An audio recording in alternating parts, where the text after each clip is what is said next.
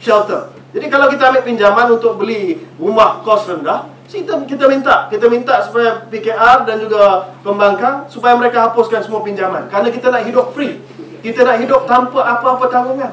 Dan yang kalau mereka, ini perkara yang Datuk Megat sendiri dah keluarkan kenyataan, saya ulangi sekali lagi.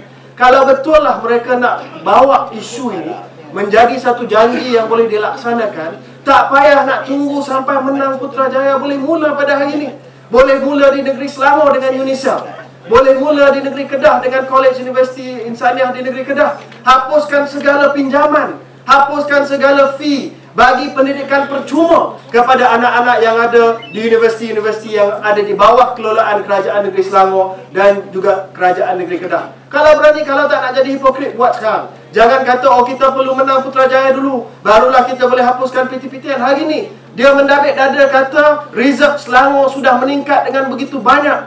Hutang Pulau Pinang sudah dikurangkan daripada 800 juta hingga hari ini dah tak ada hutang langsung sebab dia pindahkan hutang kepada Kerajaan Persekutuan. Kalau memang banyak sangat reserve Kerajaan Selangor, hapuskan hutang UNICEF, hapuskan yuran UNICEF, barulah kita boleh cakap, barulah serius. Tapi hari ini kita ada janji kosong. Dan saya nak ceritakan kepada saudara-saudara, tuan-tuan dan puan, in fact hari ini pembangkang dia kelang kabut sebab isu PTPTN ini tidak dibincangkan. Tidak dibincangkan di peringkat pimpinan Pakatan Rakyat. Kalau kita tengok janji PTPTN ini keluar daripada PKR saja. Sebab apa? Sebab janji ini bukan dibincangkan pun, bukan ada perancangan. Tetapi sewaktu dia tengah buat ceramah, Datuk Seri Anwar Ibrahim dia nak tengah buat ceramah, masuk idea dalam kepala dia, dia keluar daripada mulut. Keluar daripada mulut tengah ceramah. Itu jadi janji PTPTN ini tak ada perbincangan. Sebab itu barulah hari ini saudara-saudara, si Rafizi ni terhege-hege sebab bos dia dah keluar dalam ceramah. Baru hari inilah, 3 minggu selepas janji ini dibuat, baru hari inilah mereka keluarkan rangka pertama, detail bagaimana nak menampung kos PTPTN ini.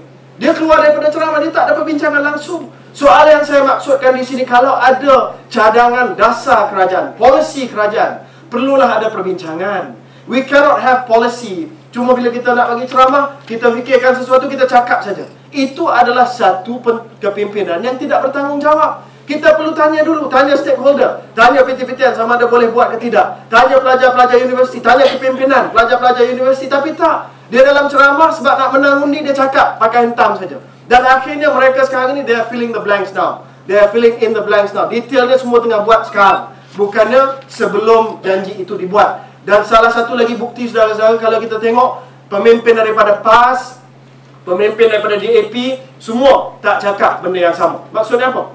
Maksudnya janji PTPTN ini tidak masuk dalam Common Policy Framework, tidak masuk dalam buku jingga mereka. Kalau Common Policy Framework, kalau buku jingga, maksudnya ada persetujuan daripada PKR, daripada PAS, daripada DAP, menjadi satu polisi Pakatan Rakyat sekiranya mereka menang pilihan raya yang akan datang. Nauzubillah.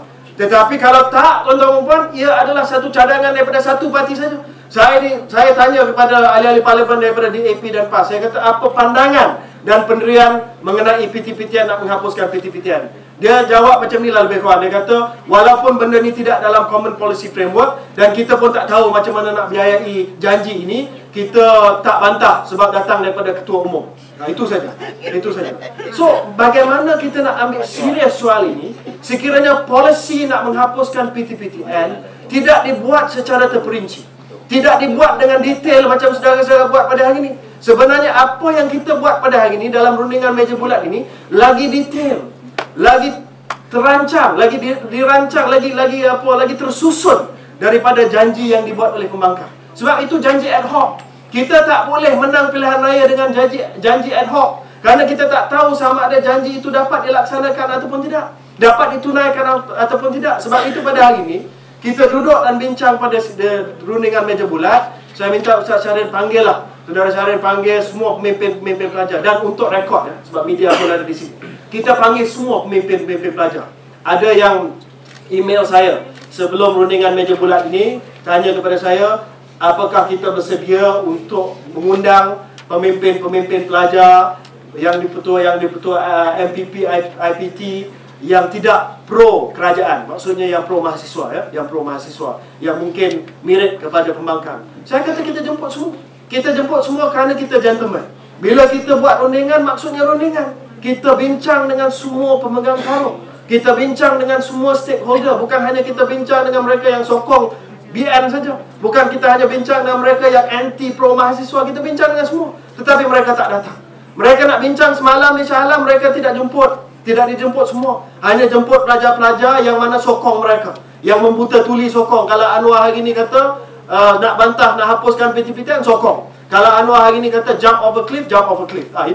Itulah yang mereka mengundang. Tapi kita saudara-saudara, kita tak, kita jemput semua. Kita jemput semua, kita kata realistically, secara realistik, apakah penyelesaian yang kita boleh bagi kepada PTPTN? Sebab saya tak nak kita jadi apologist kepada PTPTN. Walaupun PTPTN, saya ucapkan terima kasih kepada PTPTN yang bersama dengan kita.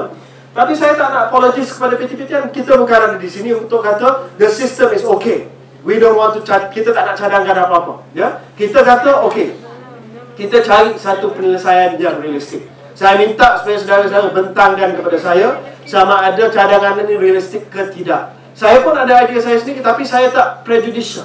Saya tak paksa saudara-saudara ambil idea yang saya ada sendiri untuk dibawa sebagai rumusan resolusi rundingan meja bulat ini. Tetapi Alhamdulillah, tanpa saya paksa, kebanyakan daripada cadangan saya sendiri ada dalam resolusi tersebut. Ada dalam perbincangan saya. Yang pertama, kita memang tak boleh hapuskan PTPTN. Kalau kita hapuskan PTPTN, saudara-saudara, ramai pelajar-pelajar kita tak akan dapat pergi ke institusi pengajian tinggi. Ya? Ramai. Dan tidak adil kepada pembayar-pembayar cukai, kepada rakyat dan juga kepada Petronas kalau sekiranya duit itu diguna untuk menghapuskan PTPTN. 20% saja, saudara-saudara. Kalau kita pergi ke IPTA, 20% secara purata, 20% saja daripada pinjaman PTPTN itu diguna untuk pembayaran yuran universiti. 80% adalah sara hidup. 80% adalah sara hidup. Sara hidup maksudnya apa? Sewa rumah, makan, baju, handphone, top up, macam-macam lah. Ya? Jadi tidak adil sekiranya sara hidup ini ditampung oleh kerajaan sepenuh-penuhnya. Yang itu yang pertama. Yang kedua, kalau tidak ada PTPTN, macam mana kita nak hantar anak-anak kita ke universiti? Macam mana kita nak hantar anak-anak kita ke universiti? Dia dengan simplistik, dia kata, kita boleh membina lebih banyak lagi IPTA. Memang betul. Kerajaan sedang membina lebih banyak lagi IPTA. Tetapi walaupun kita hantar ke IPTS, walaupun kita hantar ke IPTA, kita memerlukan PTPTN ini untuk diberikan kepada pelajar-pelajar kita. Dan ini adalah pilihan choice. Kita tak paksa pelajar-pelajar ambil PTPTN.